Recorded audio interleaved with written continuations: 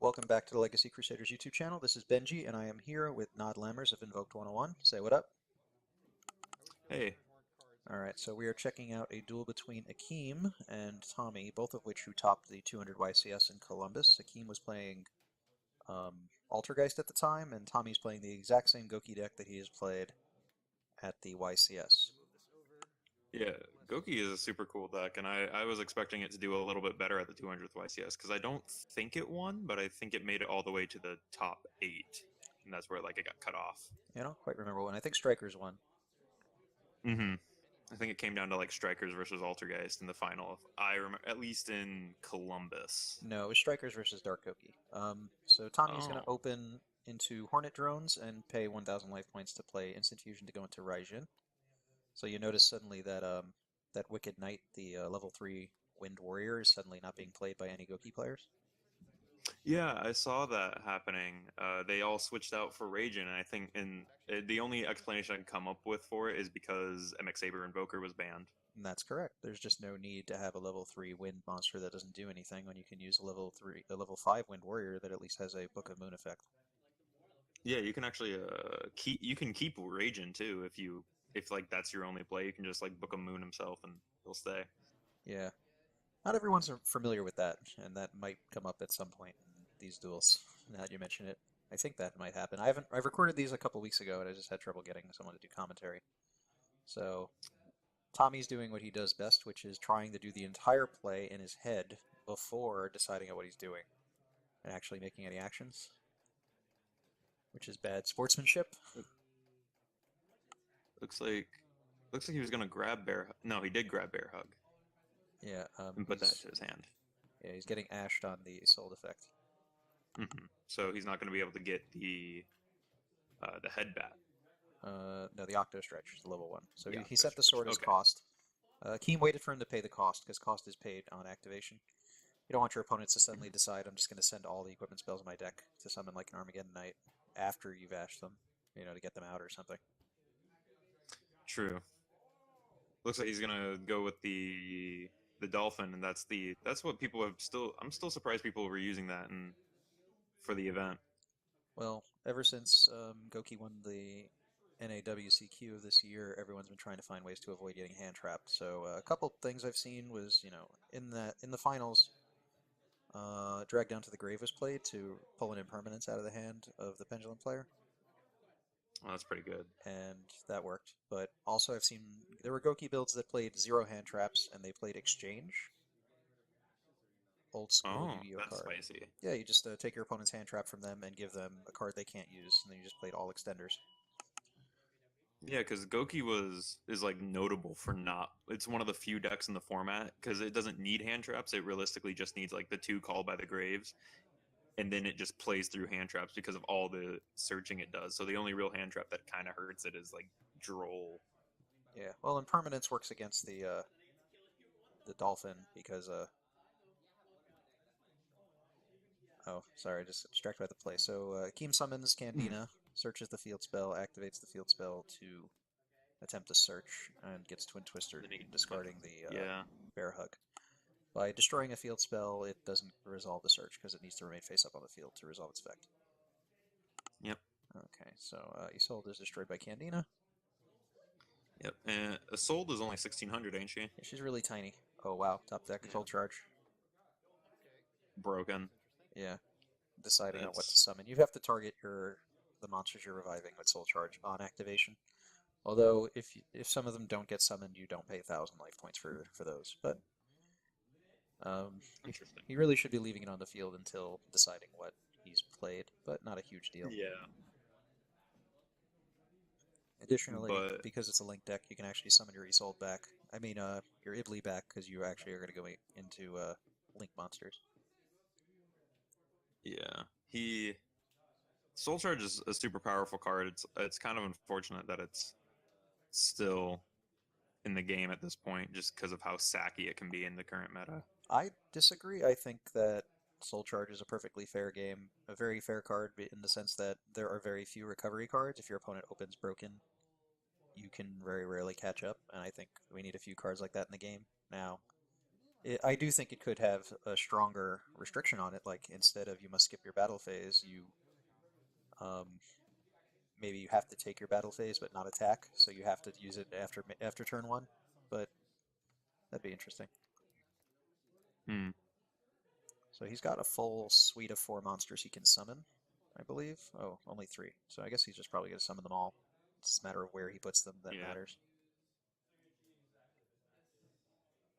Assault only gets her effect on Link Summon, correct? But The she add can to do the hand, yeah, add to hand is only on yeah. Link Summon. But the equip spell thing, that's once per turn.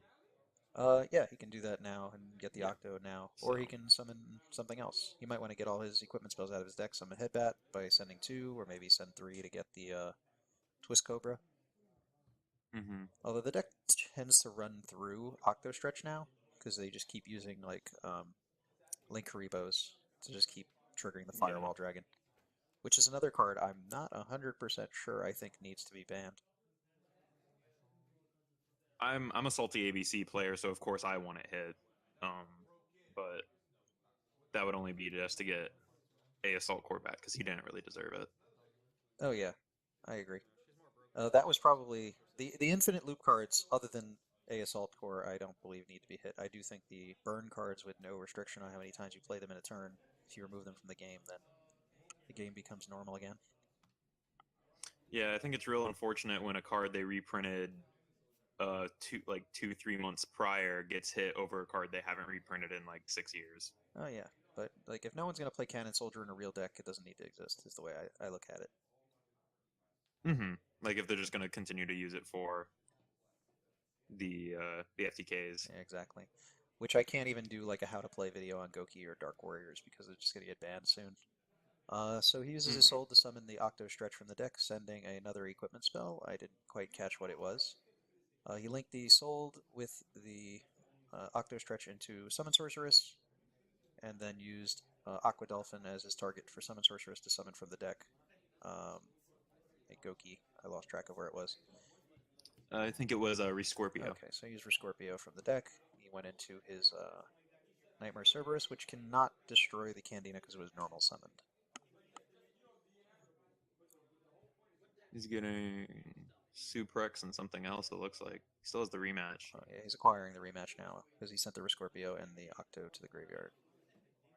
and he's still playing under Soul Charge here. Oh yeah, so he can't attack, but he can prepare the full board, although he is taking a long time to make plays. Quick question, because this is kind of like a hit of debate with some people on like what defines an FTK currently is like, do you consider the Gouki Extra Link boards with the Gumblar? Do you consider that an FTK, or do you consider an FTK when you burn out your opponent? I believe it's an FTK. It's a pseudo FTK in the sense that if it succeeds, you can't win. So that's an FTK to me. Mm-hmm. Although, I mean, That's it's kind of like things that were hand traps for an actual FTK are hand traps for the Go keyboard, like a sphere mode or something. So it's got different counters, but it's essentially an FTK because you literally can't win. Or it became a lot easier when you got rid of Nightmare Goblin because the number of cards that you could use suddenly increased like ridiculously. mm-hmm. Yeah. Gouki rematch just insane. That I didn't think when I first saw Gouki rematch when they first came out and like people were experimenting with them with like metal foes and true Dracos and stuff like that to pop their own stuff, and you saw Gouki rematch and it's just like, oh, it's just this card that brings back two things. It's like whatever.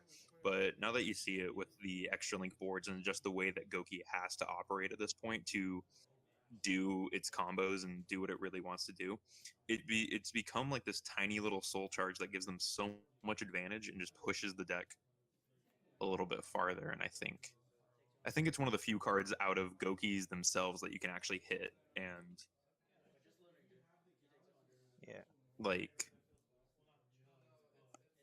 I'm trying to think of the words like you can uh that you could hit it and it would be it'd be reasonable. justified. Yeah. Yeah, that well, it's also better if they hit cheap cards like super rares rather than secret rares. Yeah. Instead, but I don't know. So Tommy has Book of Moon to the Candina with his Raijin. I guess that prevents him from potentially tagging it out for a Candina. Made a bunch of link plays. He's using Binary Sorceress to replace his Nightmare Goblin, which he no longer has. He went into the Mermaid, even though he has no Ibli in the deck because he drew it earlier. Not sure what he's doing at the moment. Okay, but he's already used one Link Karibo immediately because he probably wants to bring it back from the graveyard on his opponent's turn, and he's going to leave one in the second extra monster zone. Okay, so he's using Firewall to get a triple bounce. Or was it a double bounce? What direction does I think un I think Underclock Taker is pointing at okay, it. so he gets three. Yeah, because if I recall, Underclock Taker has like kind of like flipped.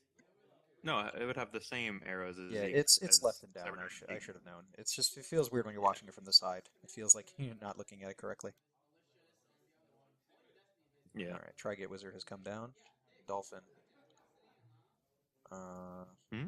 Trigate Wizard's come down. Firewall's being activated. He's going to attempt to summon the Dolphin or a Octo Stretch, which he has two of in his hand. One of the Octo Stretches is going to make a Link Karibo to complete the extra link, and then he's going to summon something and then triple link the Trigate Wizard. Yeah. I never. I thought Trigate Wizard was like okay when he first came out, but then someone was like, no, you play him in Spiral and it breaks like spirals, and I was like, oh, I've never liked Trigate Wizard. I don't know. I don't mind Trigate Wizard. I thought the Nightmares protection effects were a little too broad. I feel like they shouldn't say. Oh, what did he use? He used the Aqua Dolphin to pull a Mekk-Knight Purple Nightfall out of his hand. I think he's holding two Indigo, two Blue Sky. Um, Hmm. they're having some sort of dispute. Not sure what it is. Maybe he went into something I think twice. he looks like he would be going into Unicorn here with the binary and the Aqua Dolphin. He can. This will also allow him to draw a Yeah. card by discarding if he wants to spin the Candina. Since he saw his hand, he should know if he's worried or not. Hmm. Oh, Gumblar. He's just going to take all his cards. Yeah. And all he has to do is trigger its effect where he won't have to discard any cards, so he'll just pull two cards. Okay, I think he's doing a final search off Headbat. It's kind of hard to keep track of exactly when all the searches happen or what they all were. Oh, he done messed up. He's trying to use the summon effect. I think Akeem already discarded his hand, thinking that he was doing it correctly. Uh-oh. Okay, so he's got the Trigate. The Tri-linked Trigate, it can banish the set Candina, which it will. What happened to the firewall and He the linked it mermaid? away and into the Phoenix. He top decks a unplayable card, and he has to scoop. And we are going to Hmm. continue in game two briefly. Don't forget to check out Invoked 101 if you want to see some cool deck profiles. I'll see you guys in game two.